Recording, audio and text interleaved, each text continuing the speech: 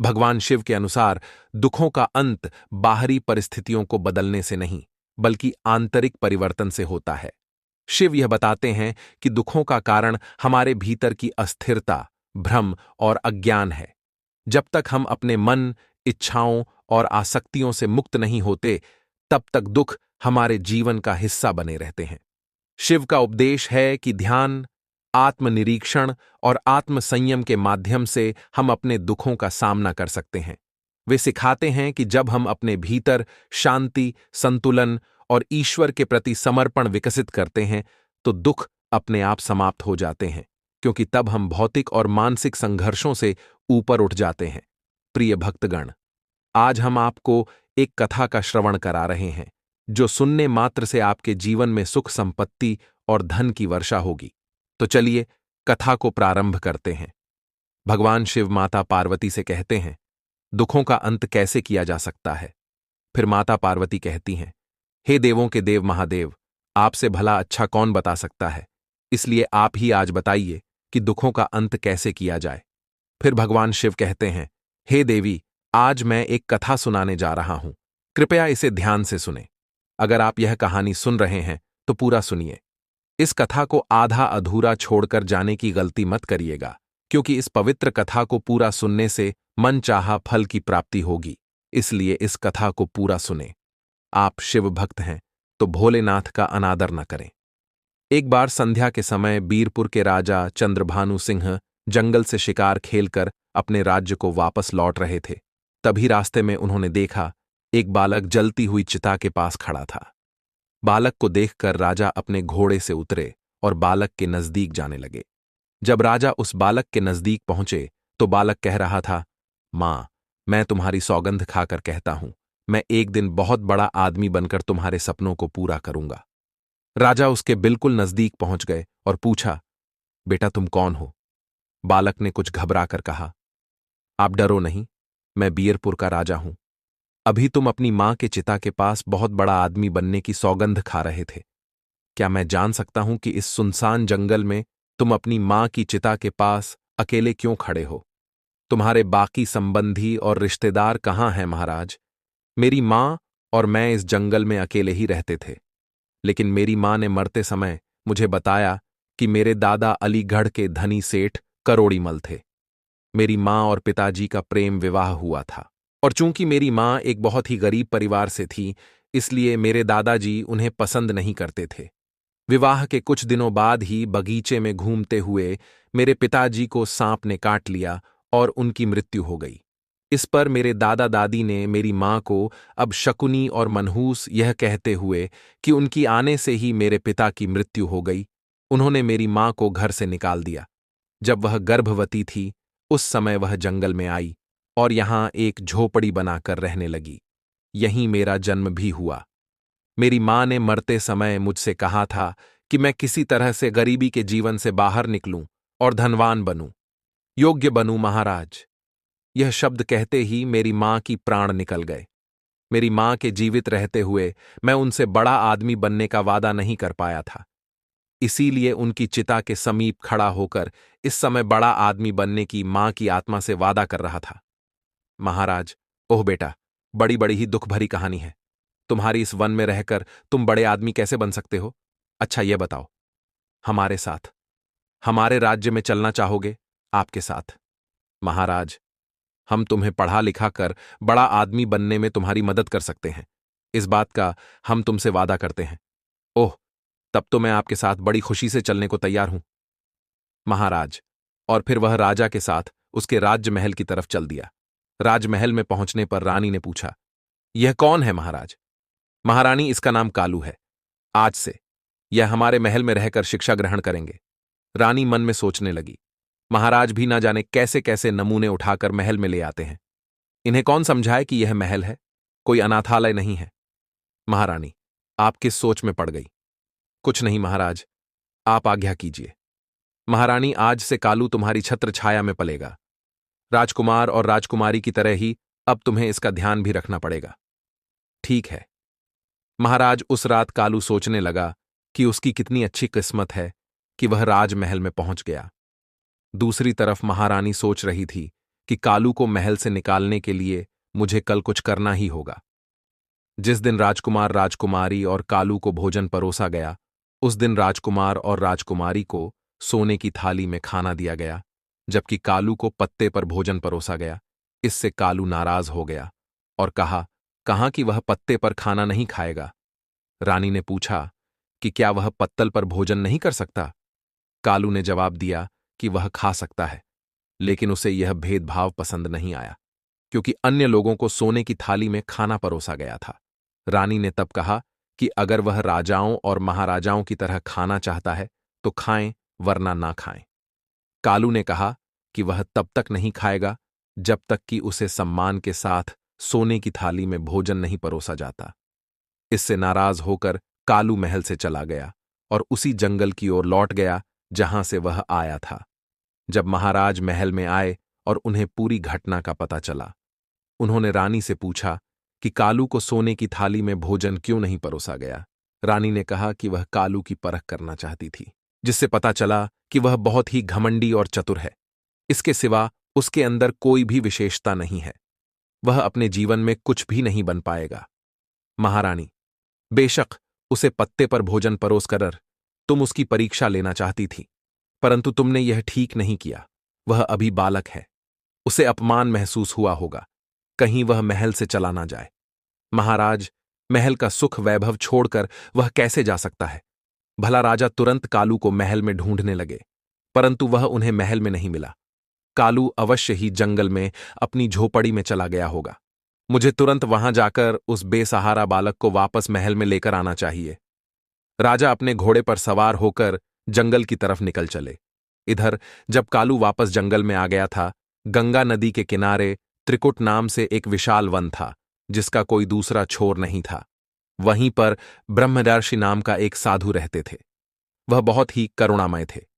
जब भी कोई यात्री उस तरफ से गुजरता, साधु महाराज उनसे निवेदन करते कि वे कुछ समय के लिए उनकी कुटिया में विश्राम करें और फिर यात्रा जारी रखें। यात्री उनके निवेदन को स्वीकार कर लेते और उनकी कुटिया में आराम करते। बाद में यात्री उन्हें प्रणाम करके अपने रास्ते निकल जाते। इस प्रकार साधु महाराज उस वन में गुजरने वाले यात्रियों की सेवा किया करते थे। इसी वन में कालू नाम का एक डाकू भी रहता था।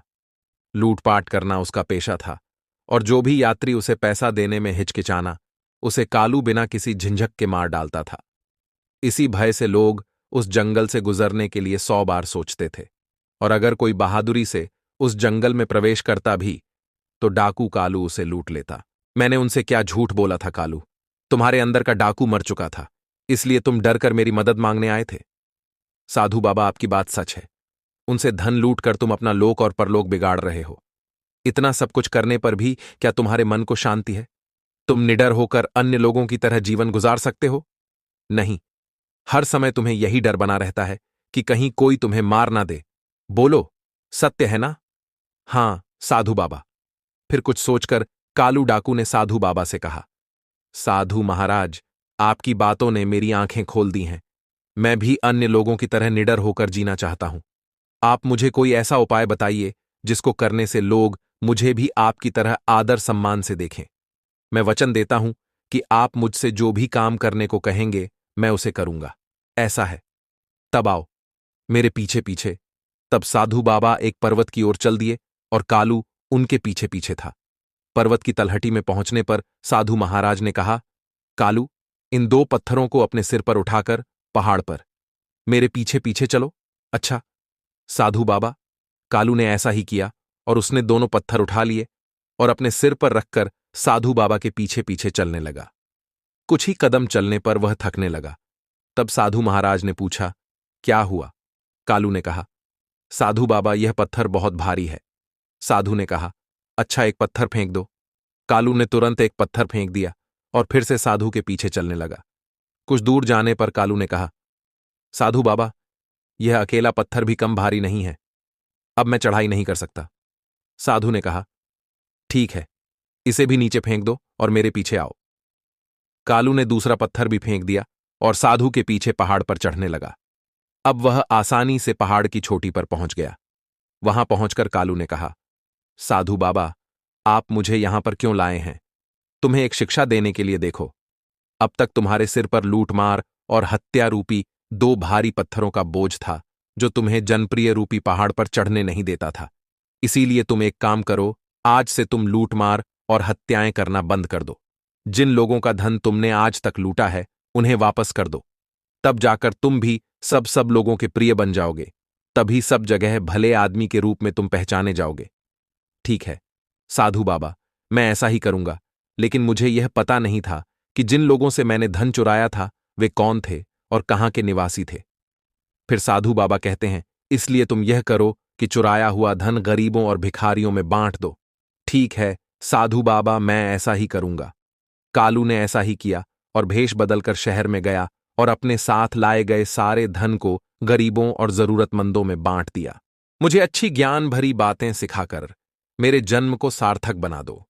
साधु बाबा ने उसे अपना शिष्य बना लिया और कहा, कालू, जहां तक हो सके हमेशा दूसरों की मदद करो, दूसरों की सहायता करो। यही मानवता की सच्ची सेवा है और यही भगवान की सेवा है। कालू ने सच्चे दिल से साधु बाबा की सेवा की और साधु बाबा के सानिध्य में 5 वर्ष बिताए। इसी बीच साधु बाबा की कृपा से वह अत्यंत ही बुद्धिमान और सच्चे चरित्र वाला बन चुका था। तब एक दिन साधु बाबा ने कालू से कहा, कालू, आज तुम्हारी शिक्षा पूरी हुई है। कालू ने कहा, पर मैं शिक्षा का मूल्य कैसे चुकाऊंगा? आश ने उत्तर दिया, बेटा, शिक्षा का कोई मूल्य नहीं होता, होता यह तो अमूल्य है। कालू राशि के साथ वहां रहकर उसने शिक्षा प्रारंभ की। साथ ही वह आश्रम के कामों में आशीव की मदद भी करता था। वर्षों बीत गए और कालू युवा हो गया। एक दिन आर्षि ने कहा, कालू, आज तुम्हारी शिक्षा संपूर्ण होती है।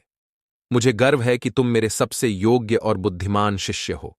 अपनी बुद्धि का प्रयोग कर तुम कठिनाइयों में भी सफलता प्राप्त कर सकोगे, यह मेरा आशीर्वाद है। अब तुम एक आदर्श पुरुष के रूप में परिवर्तित हो चुके हो। अब मुझे क्या करना है गुरुदेव? कालू, अभी तुम युवा हो, अभी तुम्हारे सामने एक लंबा पूरा जीवन पड़ा हुआ है। इसीलिए अब तुम्हें कोई कार्य करके अपना जीवन यापन करना होगा। कालू ने निराश होते हुए कहा, गुरुदेव, सब जगह में एक डाकू के रूप में बदनाम हूं, भला मुझ जैसे आदमी को कौन काम देगा? जाओ, अपने इस बुद्धि के बल के सहारे जीवन के कुरुक्षेत्र में सफल योद्धा बनकर उतर जाओ। फिर उसने निश्चय किया कि वह बीरपुर जाएगा। बीरपुर वही राज्य था जहां के राजा ने एक बार बचपन के समय में कालू को आश्रय दिया था, परंतु उसकी रानी ने अपमानित करके कालू को निकाल दिया था। जब कालू बीरपुर में पहुंचा, तब उसे मालूम हुआ कि वहां के मंत्री की आकस्मिक मृत्यु हो चुकी है और इसीलिए मंत्री का पद खाली पड़ा था। राजमहल की राज्यसभा में आज मंत्री के खाली पड़े पद पर योग्य उम्मीदवार का चुनाव करना था। कालू भी उस समय राजा के दरबार में पहुंच गया और वहां पर जो कुछ भी घटित हो रहा था उसे कालू बड़े ही ध्यान से देखने लगा। उस समय राजा अपने सिंहासन पर बैठे थे और उनके सेनापति ने कहा, महाराज, मंत्री की आकस्मिक मृत्यु से मंत्री का पद रिक्त हो गया है। यह पद ज्यादा दिनों तक खाली नहीं रखना चाहिए। सेनापति जी, आप बिल्कुल ठीक कह रहे हैं। आज तक जो परंपरा चली आ रही है उसी के अनुसार मंत्री के पुत्र सारंग को मंत्री का पद सौंपा जाएगा। पर क्या सारंग इस पद के लायक है? चाहे लायक हो या ना हो, राजकीय परंपरा के अनुसार यह पद उसे ही सौंपा जाएगा। हम अब दरबार में इसकी घोषणा करेंगे। इतने में कालू आगे बढ़ा और बोला, महाराज, समय के साथ पुरानी परंपराओं को बदल देना ही समझदारी है। तब एक युवक ने कहा, मेरा नाम यश है महाराज, और मैं मंत्री पद के लिए अपना नाम पेश करना चाहता हूं। कालू ने अपना नाम यश बताया ताकि राजा चंद्रभानु सिंह उसे पहचान ना पाए। बहुत सालों के बाद राजा चंद्रभानु सिंह बूढ़े हो चुके थे। फिर कालू ने कहा, महाराज, आप जैसे चाहे उसी प्रकार मेरी परीक्षा ले सकते हैं। यदि मैं आपकी कसौटी पर खरा उतरा तो ठीक है, वरना आप मुझे जो सजा देना चाहे दे सकते हैं। युवक, तुमने जो सलाह दी है राजकीय परंपराओं को बदलने की, हम उसे मानते हैं। उस सलाह पर हम तभी अमल कर सकते हैं जब तुम हमारे द्वारा ली गई परीक्षा में उत्तीर्ण हो जाओगे। हम सारंग और तुम्हारी दोनों की परीक्षा लेंगे। जो भी इस परीक्षा में उत्तीर्ण होगा उसे हम बियर आपू का मंत्री बनाएंगे। राजा चंद्रभानु सिंह के आदेश पर सोने की म्यान में रखी हुई 2 तलवारें तुरंत राज दरबार में पेश की गईं। तब राजा चंद्रभानु सिंह ने सारंग को एक तलवार दी और कहा, शारंग, तू उत्तर दिशा में जाना है और वहां के समीप राज्य केसरपुर में जाकर वहां के राजा केसर सिंह को यह भेंट देकर आना है। उसके बाद महाराज ने एक सोने की तलवार यश को दी। कहा, यश, तुम्हें पश्चिम दिशा के सीमावर्ती राज्य विशालपुरम में जाकर राजा विशाल तक यह भेंट पहुंचा है। दोनों उसी समय तलवारें लेकर अपनी अपनी दिशाओं की ओर चल दिए। जब सारंग उत्तर दिशा में स्थित केसरपुर राज्य के दरबार में पहुंचा, तब उसने के राजा से कहा, राजन, मैं बीरपुर के राजा चंद्रभानु सिंह के द्वारा भेजा गया राजदूत हूं। हमारे महाराज ने आपके लिए यह सोने की तलवार उपहार में भेजी है। राजदूत, हम आपके महाराज की इस उपहार को स्वीकार करते हैं। लेकिन जब हमारे महाराज ने तलवार को म्यान से निकाला तो उन्होंने देखा कि तलवार की नोक पर लाल रंग लगा हुआ था। राजा ने पूछा, यह क्या तलवार की नोक पर लाल रंग क्यों लगा है? राजदूत, इसका क्या अर्थ है? हम इसे समझ नहीं पा रहे हैं। तब शारंग ने मन ही मन सोचा, तलवार की नोक पर लगे इस लाल रंग का क्या मतलब हो सकता है? मैं इसका मतलब नहीं जानता। फिर भी इस समय राजा केसर सिंह के सवाल का उत्तर ना देना ठीक नहीं होगा।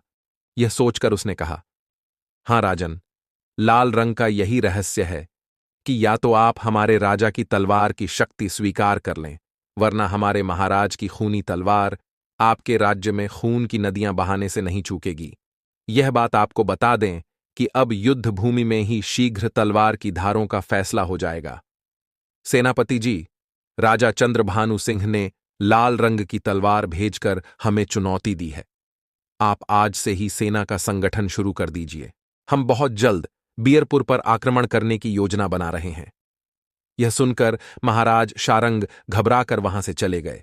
वहीं दूसरी ओर जब कालू विशालपुर पहुंचा और वहां के राजा के सामने पेश हुआ तो राजा ने कहा, राजदूत, इस तलवार की नोक पर लगा लाल रंग हमें समझ नहीं आ रहा है।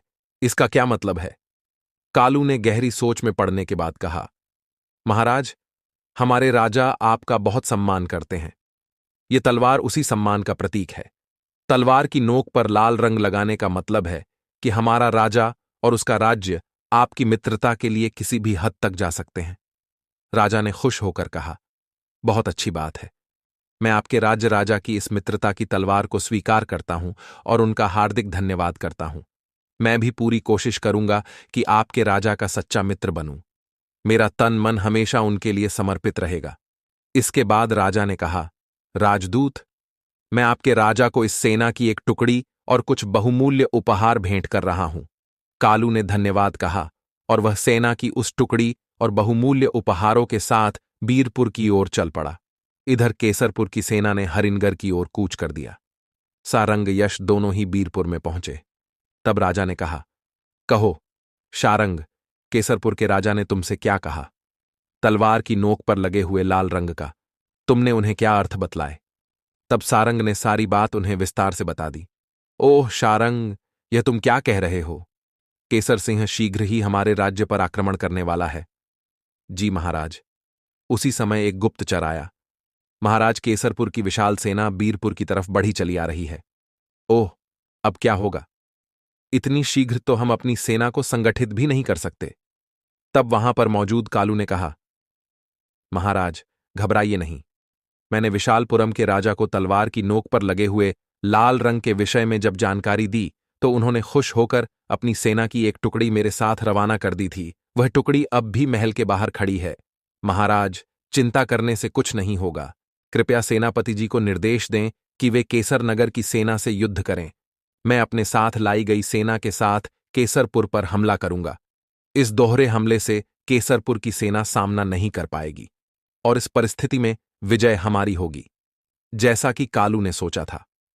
युद्ध में विजय प्राप्त होने के बाद महाराज चंद्रभानु सिंह ने सारंग और कालू को महल में बुलाया। महाराज ने कहा, कालू, तुम्हारी वजह से हम जीत सके हैं। हम तुम्हें मंत्री के पद नियुक्त करते हैं। सारंग ने उत्तर दिया, महाराज, यह तो मेरे साथ अन्याय है। मैंने तुम दोनों को एक सी भेंट देकर दोनों राजाओं को देने के लिए कहा था, किंतु तुम दोनों ने अपनी अपनी बुद्धि से उन भेंट का अलग अलग अर्थ निकाला। यश ने बुद्धिमानी और दूरदर्शिता से काम लिया, जबकि सारंग, तुमने अपनी मूर्खता से केसरपुर के राजा को सदैव के लिए हमारा शत्रु बना दिया। तब बताओ, हम तुम्हें बीरपुर का मंत्री बनाए या यश को सारंग ने कोई जवाब ना दिया और सिर झुकाकर चुपचाप दरबार से निकल गया। तब महाराज ने घोषणा की, हम यश को बेअरपुम्बते हैं। इसके बाद उसी रात को यश के मंत्री बनने के सम्मान में उसे राजमहल में भोजन के लिए आमंत्रित किया गया। तब महारानी ने स्वयं अपने हाथों से यश को भोजन परोसा। मंत्री बने हुए यश ने कहा, क्षमा करें महाराज, मैं भोजन इस चांदी की थाली की अपेक्षा सोने की थाली में करना पसंद करूंगा। ठीक है, हम उसका भी प्रबंध किए देते हैं। जब कालू को सोने की थाली में भोजन परोसा गया तो उसने कहा, देखिए महारानी जी, वह दिन आ ही गया जिसके बारे में आपने कभी मना किया था। महारानी ने पूछा, आप क्या कह रहे हैं मंत्री जी? मंत्री ने उत्तर दिया, महारानी जी, याद कीजिए कि आज से 15 वर्ष पहले आपने कालू नामक बालक को पत्ते पर भोजन परोसा था। महारानी बोली, ओह हां, याद आया। उस दृढ़ बालक ने तब उस भोजन को खाने से मना कर दिया था और कहा था कि वह तभी इस महल में भोजन करेगा जब उसे सोने की थाली में भोजन परोसा जाएगा। महारानी ने पूछा, लेकिन आपको यह बातें कैसे पता है? कालू ने उत्तर दिया, मैं वही बालक जय हूं महारानी जी। तब राजा चंद्रभानु सिंह ने महारानी से कहा, देखो महारानी जी, जिस बालक को आपने अहंकारी समझा था वह आज इस राज्य का मंत्री है। मंत्री ने कहा, राजन, यदि महारानी जी ने मुझे उस समय तिरस्कृत नहीं किया होता तो शायद मेरे मन में ऊंचाइयों को छूने की तीव्र इच्छा नहीं जगती। मैं तो महारानी जी का एहसानमंद हूं, यह तो आपकी विनम्रता है। इस तरह से मंत्री ने कुशलतापूर्वक मंत्री का पद संभाला। फिर एक दिन राजा चंद्रभानु सिंह ने कालू को एक पत्र दिया और कहा, तुम ऊधमपुर राज्य जाओ और वहां के राज्य में चोरी छपा काफी बढ़ गई है। कृपया तुम जाकर अपने विवेक से उस राज्य को चोरों से मुक्त का आओ, क्योंकि वहां का राजा ने मुझे पत्र लिखकर भेजा है सहायता के लिए। फिर कालू ने ऊधमपुर की दिशा की ओर चल पारा और एक दिन और एक रात चलकर वहां पहुंच गया। वह राजा शशिकांत सिंह के पास पहुंचा और बोला, राजा चंद्रभानु सिंह ने आपके नाम यह पत्र भेजा है। राजा ने पूछा, ओ राजा, चंद्रभानु सिंह जी ने मदद के लिए तुम्हें भेज दिया है। कालू से पत्र लेकर फिर राजा ने वह पत्र पढ़ा जिसमें लिखा था, यह पत्र लेकर जो व्यक्ति आपके पास आ रहा है वह 5 वर्ष से मेरे पास मंत्री के पद पर है। मेरे साथ 5 वर्ष बिताने के बाद अब उसका मन पूरी तरह से साफ हो गया है और मेरी शिक्षा से उसकी बुद्धि तीव्र हो गई है। इसीलिए मैं चाहता हूं कि आप इसे अपना विशेष सलाहकार नियुक्त कर लें। आपका हितेश। राजा चंद्रभानु सिंह पत्र पढ़ने के बाद राजा सोचने लगे, यह आदमी एक समय को ख्यात डाकू रहा है और फिर एक राज्य में मंत्री रहा है। क्या इसे विशेष सलाहकार जैसे महत्वपूर्ण पद पर नियुक्त करना ठीक रहेगा? परंतु तभी उनके दिमाग में दूसरा विचार आया। पूर्व में चाहे यह आदमी कुछ भी रहा हो, परंतु जब राजा चंद्रभानु सिंह जैसे अनुभवी राजा ने बताया है तो निश्चय ही यह उपयोगी होगा। मन में यह विचार आते ही उन्होंने कालू से कहा, तुम्हारा क्या नाम है? जी महाराज, मेरा नाम कालू है। कालू, आज से हम तुम्हें अपना विशेष सलाहकार नियुक्त करते हैं। ओह महाराज, तब तो मैं बड़ा ही सौभाग्यशाली हूं। उस दिन राजा शशिकांत सिंह कालू के साथ राज दरबार में पहुंचे और उनसे कहा, कालू, आज से तुम यहीं पर बैठा करोगे। हे महाराज, कालू ने अभी अपना स्थान ग्रहण किया था कि तुरंत ही कुछ लोग अपनी शिकायत लेकर दरबार में आए। उनमें 3 पुरुष और एक वृद्ध महिला थे। एक पुरुष ने आगे बढ़कर महाराज से कहा, महाराज, इस बूढ़ी महिला ने हमारा सारा धन हड़प लिया है। कृपया न्याय करें और हमें हमारा धन वापस दिलवाइन। कहां? पहले हमें सभी विवरण बताओ, तब हम कोई निर्णय ले पाएंगे।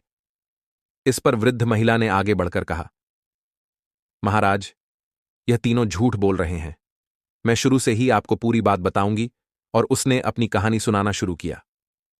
महाराज, यह 4 व्यापारी आपके राज्य में व्यापार करने आए थे और यहां उन्होंने भारी मुनाफा कमाया, जिससे उनके पास काफी धन इकट्ठा हो गया। फिर बुढ़िया ने कहानी सुनाते हुए बताया कि एक दिन यह 4 लोग अपना संपूर्ण धन लेकर उसके पास आए। उन्होंने कहा, बुढ़िया, मां, हम इस राज्य में नए हैं और हमारे पास काफी धन है। कृपया हमारे धन की रक्षा करो। बुढ़िया ने पूछा, मैं रक्षा कैसे करूं? हम तुम्हारे घर के आंगन में धन गाड़ देंगे और जिस दिन हम चारों एक साथ आकर अपना धन मांगे उस दिन तुम हमें धन वापस कर देना। अगर हम में से कोई एक आकर धन मांगे तो उसे मत देना। ये तो बहुत सरल है, पर मेरे लिए क्या है? व्यापारियों ने कहा, बूढ़ी मां, इसके बदले में हम भी तुम्हें धन देंगे।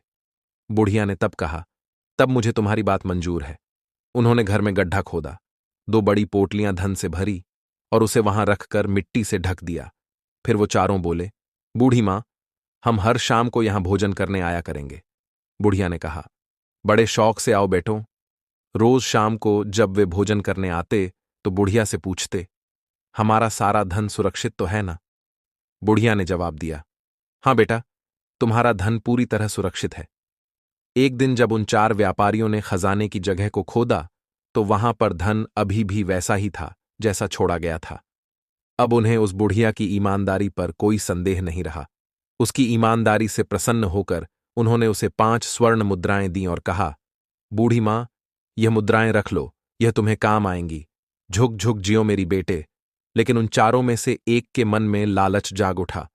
उसने सोचा कि यदि वह बूढ़ी को धोखा देकर सारा धन हड़प ले तो उसकी जिंदगी बिना किसी मेहनत के आराम से गुजरेगी।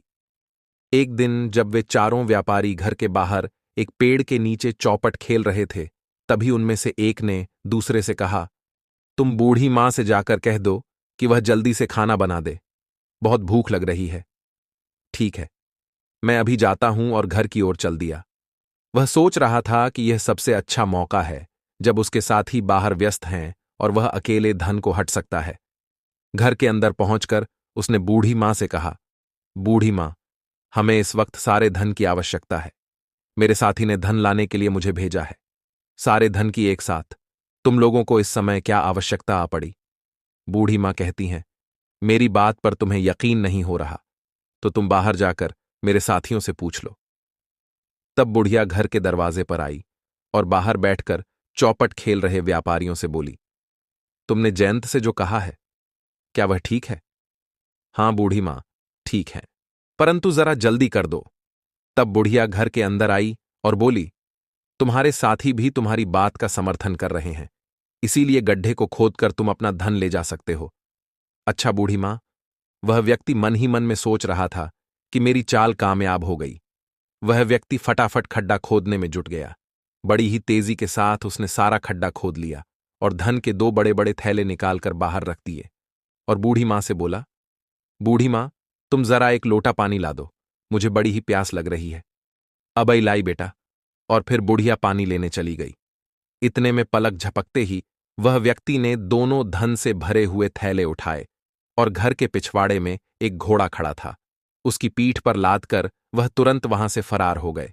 दूसरी ओर उनके साथी जो बाहर बैठकर चौपट खेल रहे थे, वह सोचने लगे कि मेरा मित्र अभी तक क्यों नहीं लौटा। उन्होंने कहा, चलो, अब तक तो खाना तैयार हो गया होगा, अंदर चलते हैं। वे तीनों अंदर गए और बूढ़ी मां से बोले, खाना तैयार है। क्या हमने तो बहुत पहले अपने मित्र को खाना बनाने के लिए कहा था? बुढ़िया ने कहा, उसने मुझसे कुछ नहीं कहा। वह व्यक्ति तो सारा धन लेकर तुम्हारे पास गया है। जब तीनों व्यापारी यह सुनता है तो सदमे में पड़ जाता है और कहता है, लेकिन तुमने उसे अकेले सारा धन क्यों सौंपा? मैं दरवाजे पर आई थी और तुमने कहा था कि जल्दी करो। हमने तो सिर्फ खाना जल्दी बनाने को कहा था। क्या तुम्हारे मैंने तुम्हें धोखा दिया है? फिर बुढ़िया ने अपनी कहानी पूरी करते हुए कहा, महाराज यही है, सारी कहानी बताइए, इस घटना में मेरा क्या दोष है? फिर तीनों व्यापारी कहता है, वह बुढ़िया झूठ बोल रही है। अवश्य ही इसे इस बात का पता है कि मेरा मित्र धन लेकर कहां पर गया है। महाराज, हम सब पर दया करें, इससे हमारा सारा धन वापस दिलवाने की कृपा करें। महाराज सोचने लगे, ओह, बड़ा ही विचित्र झगड़ा है, यह कैसे इन लोगों का निपटारा करूं? क्यों ना कालू से इस झगड़े का निपटारा करने के लिए कहूं? इस प्रकार कालू के विवेक की परीक्षा भी हो जाएगी। यह सोचकर उन्होंने कालू से कहा, कालू, क्या तुम इन लोगों के झगड़े का निपटारा कर सकते हो? अवश्य महाराज, यदि आपकी आज्ञा हो। तो कालू ने बूढ़ी औरत से पूछा, बूढ़ी मां, जब चारों व्यापारी तुम्हारे पास धन रखने के लिए आए थे तो उन्होंने तुमसे क्या कहा था? जी, इन्होंने कहा था कि यह सारा धन हम तुम्हारे आंगन में गांठ जाएंगे। जब हम चारों एक साथ आएंगे तभी उस धन को देना, किसी एक के मांगने पर मत देना। क्यों भाइयों? बूढ़ी मां ने जो कुछ कहा, क्या वह सच है? तुम्हें क्या कुछ कहना है? हमें कुछ नहीं कहना। श्रीमान बूढ़ी ने आपको जो कुछ बताया है वह सत्य है, लेकिन इसने हम तीनों से पूछे बिना ही हमारे चौथे साथी को सारा धन दे दिया। यही हमारी शिकायत है। तुम लोगों ने बूढ़ी से कहा था कि चारों एक साथ आकार मांगने पर ही धन देना, अन्यथा नहीं देना। हाँ, यही सच है। उसी तरह जब तुम सब आकर बूढ़ी मां से पैसे मांगो तभी उसे तुम्हें पैसे देने हैं, अन्यथा नहीं। हाँ महोदय, फिर आप यहां बूढ़ी मां की शिकायत क्यों लेकर आए हैं? अपने चौथे साथी को साथ लेकर आओ और तब सभी मिलकर उससे अपने पैसे मांगो। यदि उस समय बूढ़ी मां पैसे नहीं लौटा आती है तब उसे दोषी माना जाएगा। तीनों व्यापारी इस बात पर विचार करने लगे। यह व्यक्ति ने बड़ी चालाकी से हमें हमारे ही शब्दों के जाल में फंसा दिया। तब बूढ़ी औरत ने कहा, बेटे तुमने सही फैसला लिया है, तुम लंबी उम्र पाओ। जब व्यापारी सिर झुकाकर वहां से जाने लगे तब कालू ने कहा, रुको, मुझे तुम तीनों पर शक हो रहा है। क्या कोई अपनी मेहनत से कमाई हुई धनराशि किसी अजनबी के घर में छुपाए धन की सुरक्षा के और भी उपाय होते हैं? सच सच बताओ, तुम्हें यह धन कहां से मिला? महाराज, हमने व्यापार से यह धन कमाया है, यही सच है। बोले, सच बताओ, वरना मैं तुम्हारी खाल में भूसा भरवा दूंगा। कालू ने कहा, नहीं महाराज, हम सच कह रहे हैं। वे बोले। कालू ने फिर कहा, झल्लादों को बुलवा, वे ही इनसे सच उगलवाने। नहीं, झल्लादों को मत बुलवा, हम सच बताते हैं तो बताओ, सच क्या है? सच ये है कि हम चारों साथियों का एक चोरों का गिरोह था और जो धन हमारा चौथा साथी लेकर फरार है वह धन भी चोरी से ही इकट्ठा किया हुआ था। महाराज ने कहा, ओह, तो तुम लोग चोर हो जी। महाराज ने तुरंत आदेश दिया कि इन तीनों को कारागार में डाल दिया जाए और उस बूढ़ी औरत को पूरी इज्जत के साथ राजमहल से विदा कर दिया गया। महाराज ने कालू से कहा, कालू, तुम परीक्षा में खड़े उतरे, तुम्हें हमने अपना विशेष सलाहकार बनाकर उचित किया है। हमें इस फैसले पर सदैव गर्व रहेगा। उस दिन के बाद से राजा शशिकांत सिंह कालू से सलाह लेकर ही अपना प्रत्येक कार्य करते थे। फिर कालू जो डाकू था, अब वह दुनिया का सबसे बुद्धिजीवी कहलाने लगा। इतना कहकर भगवान शिव अपना कथा समाप्त करते हैं। इस वीडियो को बोलते समय कोई त्रुटि हो तो मैं क्षमा चाहता हूं। उम्मीद है आप सभी को यह वीडियो अच्छी लगी होगी। अगर आप शिव के सच्चे भक्त हैं तो चैनल को सब्सक्राइब और वीडियो को लाइक करके कमेंट में हर हर महादेव लिख दीजिए।